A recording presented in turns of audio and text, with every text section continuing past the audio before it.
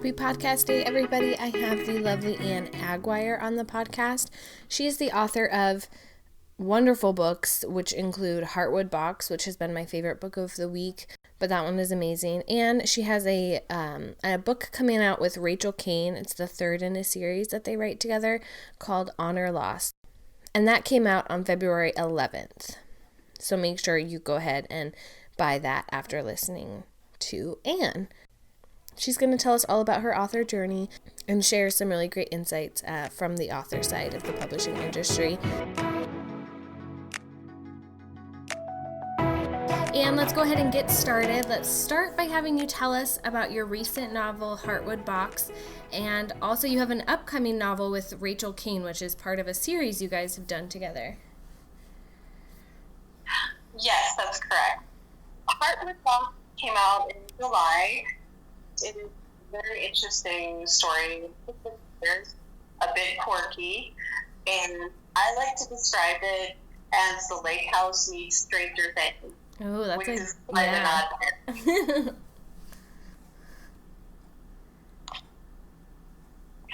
And in terms of Honor Lost, which is the book that I have coming out with Rachel Caine, that comes out in February of 2020. And it is the final volume in our trilogy, The Honors, which is about a girl who goes off to space and has adventures and falls in love with a sentient spaceship. Well, awesome.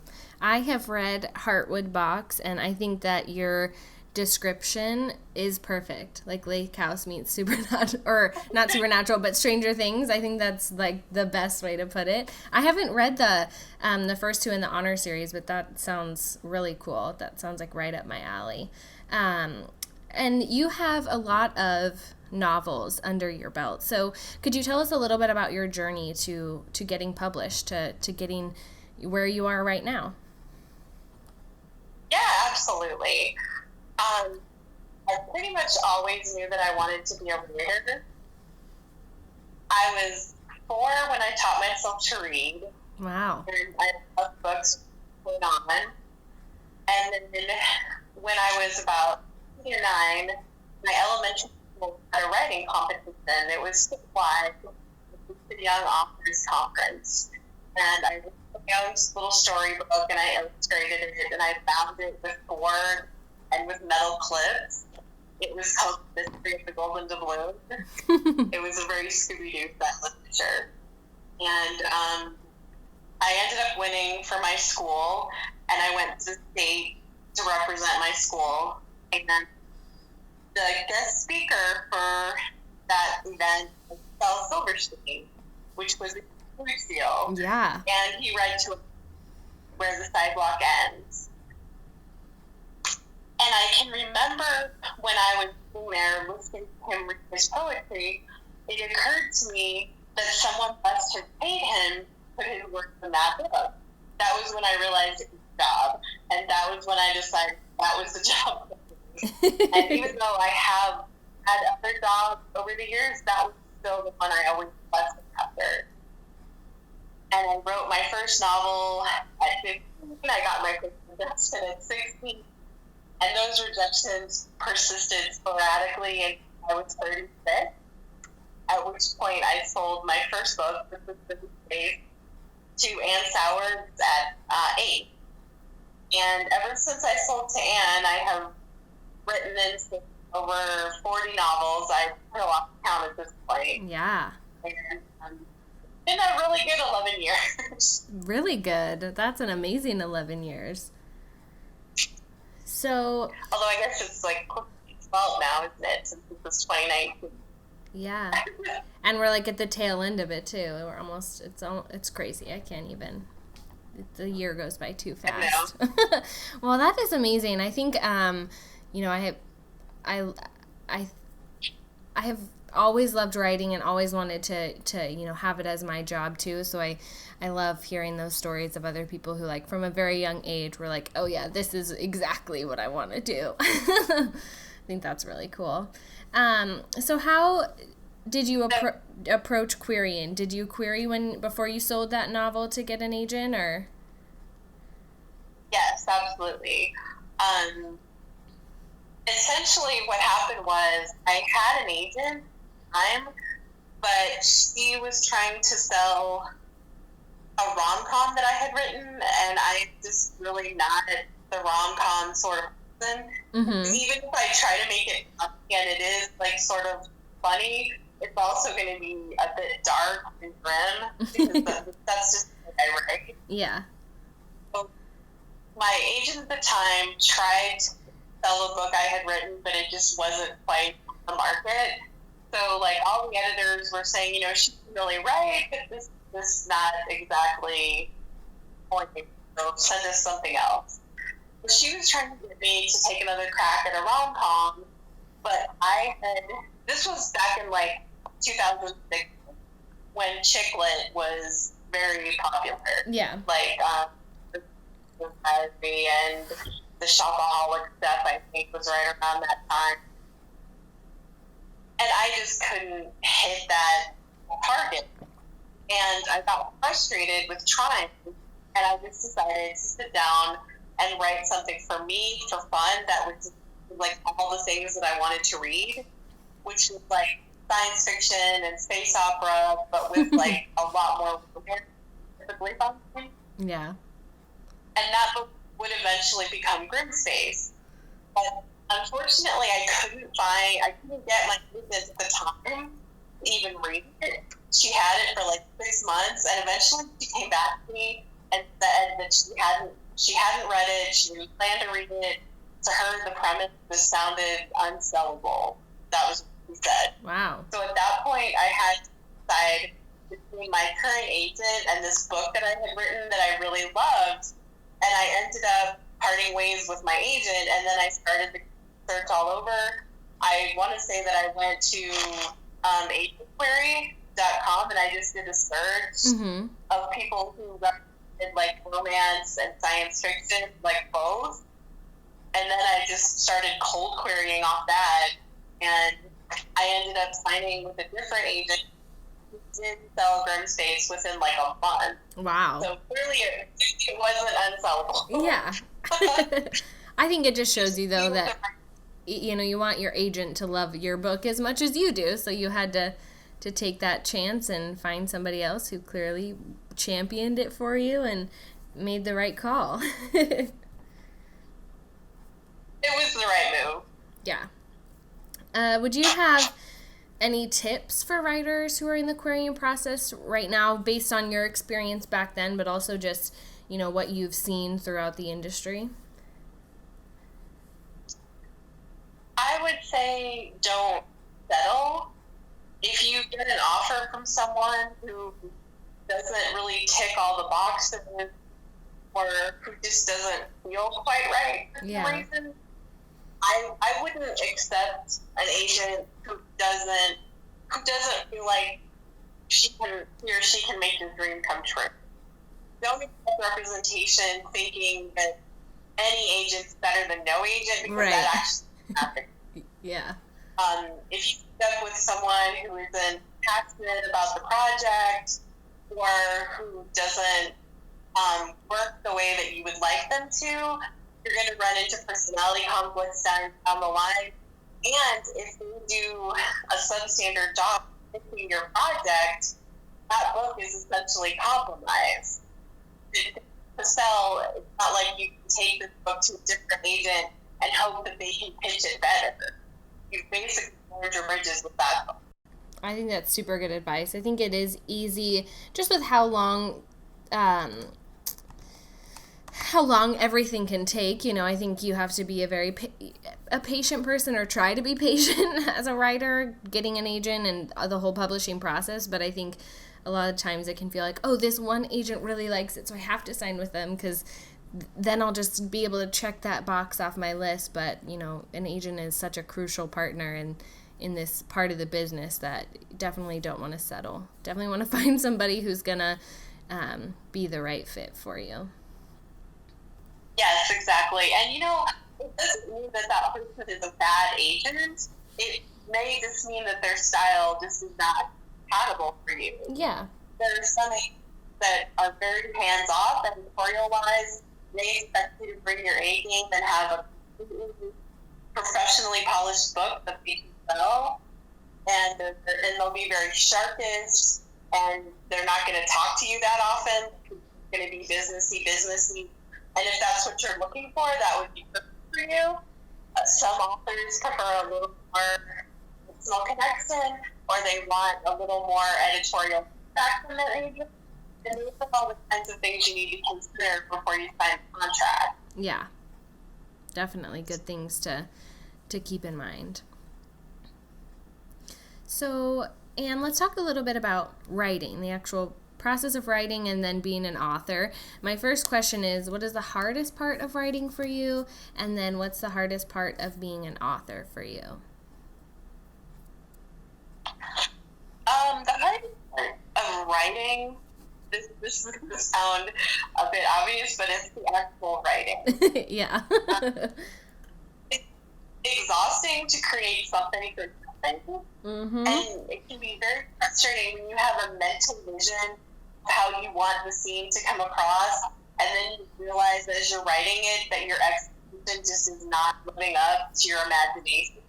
Like, you just can't get the words right, and emotional intensity is not there, and you keep going at it, because even if you write a bad version of the scene, maybe you can polish it up, you can tweak it, you can add those things later. But it's just very tiring to be narrating the words continuously.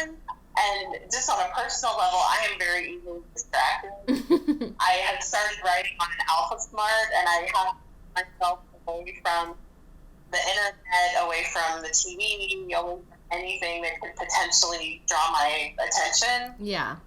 And I've picked up a tip from writer Farrah Brooks-Lauren, that she read a scientific study since our brains have a hard time focusing sharply for more than 25 minutes at a time. So I've started writing 25-minute bursts, and I can usually get 600 or 700 words in those 25 minutes, and then you take a short break, and then you do another 25-minute burst, and it actually is really helpful. Yeah. In terms of focus. I just set a timer on my phone and write on the Author Smart, just full on, and then I take the pause, back to it, and I've been making my word counts pretty reliable. That's definitely a good idea. I have been doing like 10-minute bursts because my kids always need something about like every 10 minutes. But the 10-minute bursts really help me to just hit my word count throughout the day in my short little 10-minute chunks I can write. I think that's a little easier for me than trying to sit down for a straight hour and doing it. Right. And then your other question was, how to be an author? Yes. That's weird because I don't live in the U.S., so there's pretty much no chance that anyone recognized me wandering around in Mexico. So I just live like an average person. Not that I'm not an average person, but I don't have any issues with being recognized or people wondering why this author is at the Walmart in her yoga pants. Come on. But then when I'm in the U.S., there is like a slim chance that someone might. And I remember one time I was at a conference in San Francisco, I want to say, and I had been on the road for 2 weeks at that point, and I had another week of travel still scheduled before I could go home, and I didn't want to pack like 3 weeks worth of clothes. So I essentially, at that point, everything I had brought with me be laundered, and I had to break my schedule. So I had loaded up my laundry bag, and I was headed to the laundromat after the event had finished in San Francisco. And apparently there were still some readers milling around the hotel because I stepped out in the street, and I had my laundry bag, and someone was like, "Oh my God, it's Ann Aguirre!" And I was like, "Yes, hello." Glorious Laundry. I am happy to sign your book. Yes, put my laundry sack down, and we'll do this. And that's really weird. And I don't know if I would say say hard, but it's certainly weird. Yeah, it's different. Interesting. Yeah, that would be a little bit strange. To just, from where you don't live in the U.S., so you're not used to it all the time. But yeah, especially with laundry in hand, it's like, okay, maybe not the best time for people to be coming up. And exactly. Sometimes I'm prepared to be recognized, and I am prepared to be very social and to pretend that I'm extroverted and to try my best to be charming. But at that point, I had turned all of that off, yeah. And I was okay, the average human really needs to wash the clothes, and that was just a little weird to have my private life intersect with my public obligations. Yeah. And it was a little bit hard because I was okay, what am I supposed to do? I don't ever want to be one of those authors who is hurt to her readers, because I have seen so many authors that drink their own Kool-Aid or something, and they start thinking they're too special to interact with others. I mean, just anecdotally, I was at a small con, and there was a big deal male author, well, at least in his mind, that was intercepted by an elderly woman who had driven 5 hours alone into her 80s to meet him. Wow. And she had told me her life story, and it was really sad. She was a single woman who never married. She took care of both her parents until they died. And then after they both died, she was left alone, and she only had his books to read for comfort, and he essentially saved his writing. She told all this to me as she was waiting to try and meet him. So I pointed him out to her as he was passing, intercepted him, and she started to try and tell him some of that, how much the book had meant to her, and he just very weirdly said, "I'm not signing right now," and kind of and I was like, okay, I just saw this woman's heartbreaking, and I don't ever want to be that sort of person. Yeah. It is a hard balance. I think in your specific situation with the laundry, you're like, okay, I want to be nice and chat with them, but also I got my laundry. Yes. I did talk for a couple of minutes, and then I said, "Find anything you want me to, but I do have some errands to run, so unfortunately I can't offer to chat over coffee or anything." Yeah. So the flip side of that question is, what is the best parts of being a writer and being an author for you? Well, the best part of being a writer is that I can work anywhere. I am not restricted geographically. I can write while I travel. I can write at home. I can write in my computer. That's pretty much the dream. Yeah. And the best part about being an author, the contact that I get from readers, people who tell me, I read your book when I was having a lot of trouble in my life, and it really helped to get past my personal problems, and make me forget how crappy real life was. I had a boy, he was barely 18, he wrote to me from jail, and he said that he had been falsely accused, and that the only thing that kept him from giving there while he was waiting for them to find the real perpetrator was reading novels. Wow. And then later he wrote me to let me know that they had found the real perpetrator in police, and he was in training, in technical school training.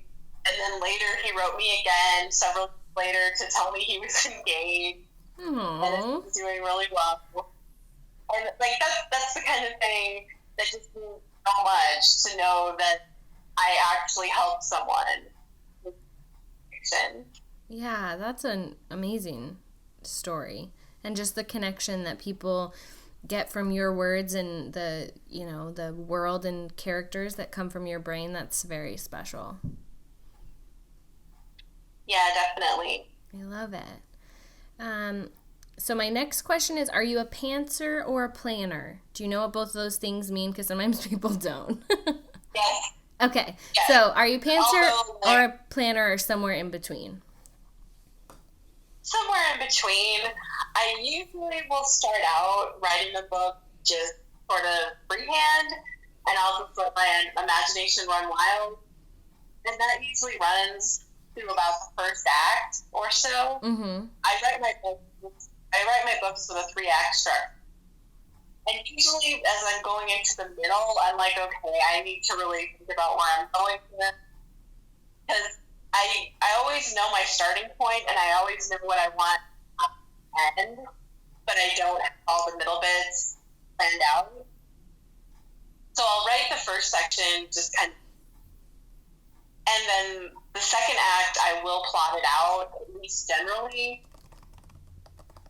What I do is create a very loose outline with chapter briefs that are like maybe 1 or 2 sentences that describe the main thing that needs to happen in the chapter. Mm-hmm. But sometimes that will change. Like if I guess along the way and then I come up with a better idea, I will not just continually stick by my original outline. I will modify it.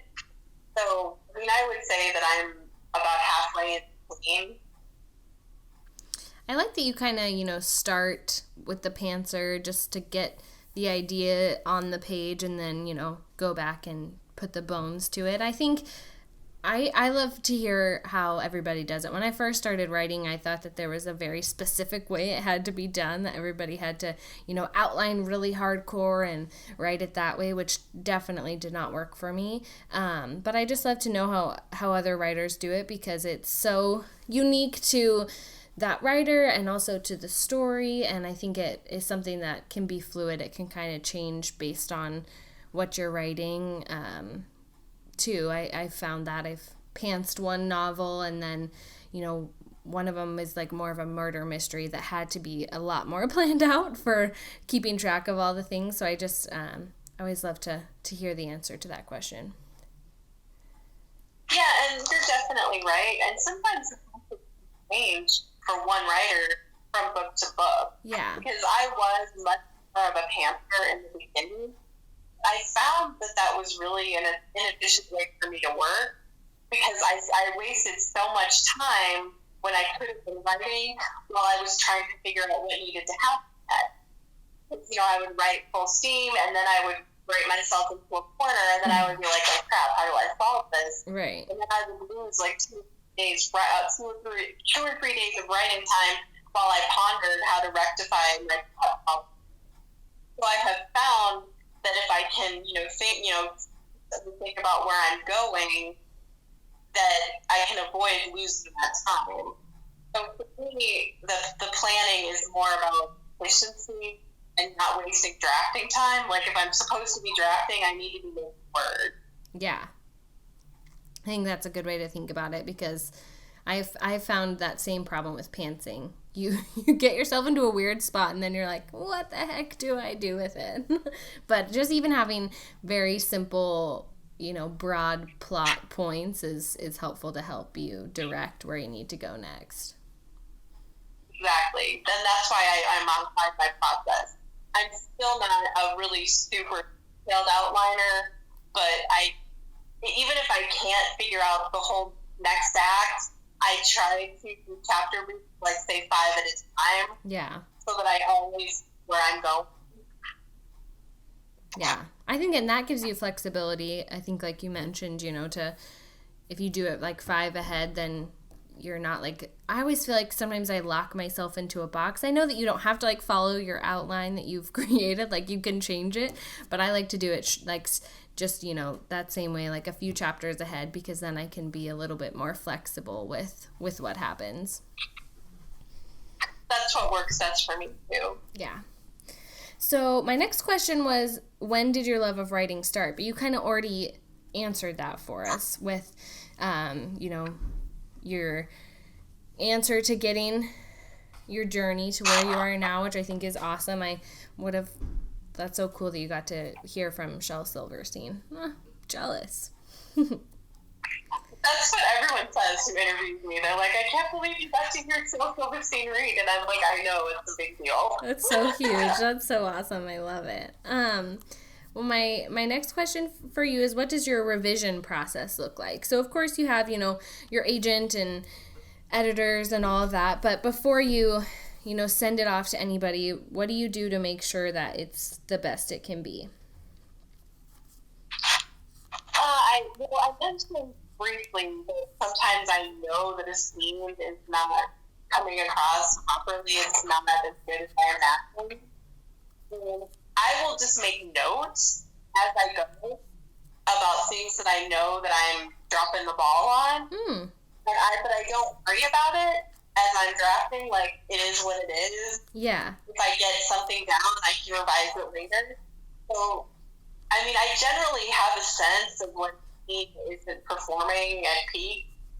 So I will just write down what I feel like is wrong with it, and I just do that as I go.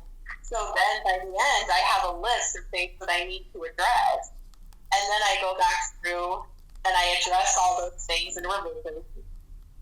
And I add text or subtract it or whatever I need to do to fix those issues. And then I'll usually go back through it again a second time to like check for repeated words or phrases or like I kind of look on it writing a book like building a house. The first draft is very spare. It's very it's mostly dialogue and light blocking narrative. Yeah. That's like the foundation. And then when I go back through it, I store it up. I make sure the foundation's really strong. Let's fix all these issues. And then when I go back through it again, I add the decorative touches. The drywall goes up. I hang the picture. That means I change the light blocking and light narrative for emotional and more physical description to give you a better sense of place. And I just feel like every patch you really should keep in that and add detail.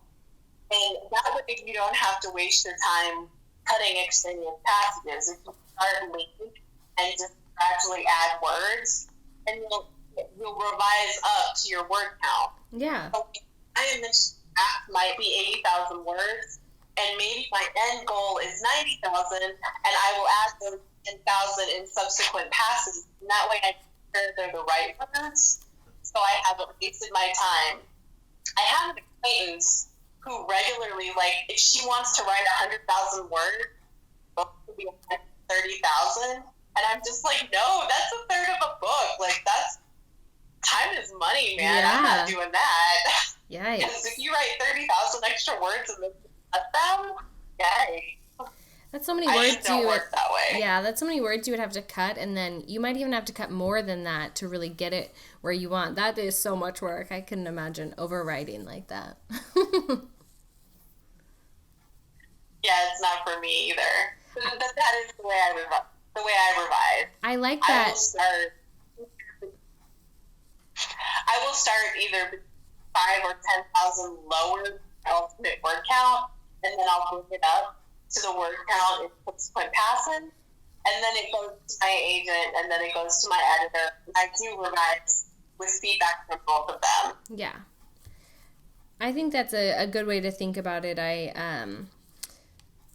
like how you were talking, it's like building a house, like the framework, then the foundation, then, the interior and all the decorative stuff, because I think, I know a lot of writers who get and it works for them. So it's totally, if it's part of your process, that's great. But for me, I'm not the kind of person who edits as I draft.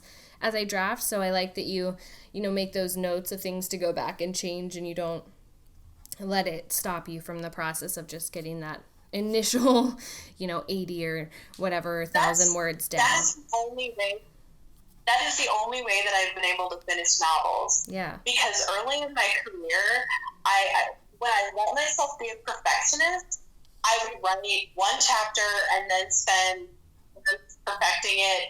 I would write second chapter, 3 months perfecting it. And then the constant self-editing and guessing and second-guessing. Yeah. Like, I would get maybe 6 chapters in, and then I would be so tired of it after a year of thinking that I would never finish it. So if I stop to edit as I'm drafting, I will just never finish the book. Yeah. I respect people that can work that way, but I cannot write novels that way. I can only write partial novels that way. Yeah, I can write the first 10 chapters or 20,000 words that way, and then I'm done. Same, exactly same. Because I just can't keep on like that. So for me, it's so much more efficient to bang out a first draft and just accept that it's not going to be perfect, but that I can make it better, and that every time I revise it, it's better. So Yeah, I think that's a great way to look at it. And, again, with this question, like you mentioned, like it's different for everybody, so a different process works for everyone. But I like to learn from other writers and see what your revision process is, and that's a good way to think about it in my mind. Well, Anne, my last question for you is my favorite one. It is, what is your favorite book right now? This is not your favorite book of all time by any means, just a book you've read recently that you really loved. I would say the book that I read most recently that I loved was An Enchantment Reasons. And that's by Margaret Roberson. I may not be pronouncing that correctly. But I have read both An Enchantment of Ravens and Sorcery of Thorns, and I like both of them quite a lot. I've heard of A Sorcery of Thorns. Is that the second one? They're not related. Oh, okay. As far as I can tell, but they're really good. Awesome. And I also loved The Never Tilting World by Rachel. Was it The Never Ending World? The Never Tilting World. Oh, The Never Tilting World. What was that one about? It's a fantasy novel. It's really awesome. Awesome. I love fantasy. Well, cool. I love to ask that question. I already have too many books that I need to read, but, it's always good to get recommendations of stuff to add to your list. Definitely. And thank you so much for chatting with me today and letting us get to know you and your stories and your journey. It's been a pleasure to chat with you. Thank you so much for having me. As always, thank you guys for listening to the podcast. Please make sure to rate and review or share wherever you listen, and make sure to support Anne and check out her books. Thanks so much.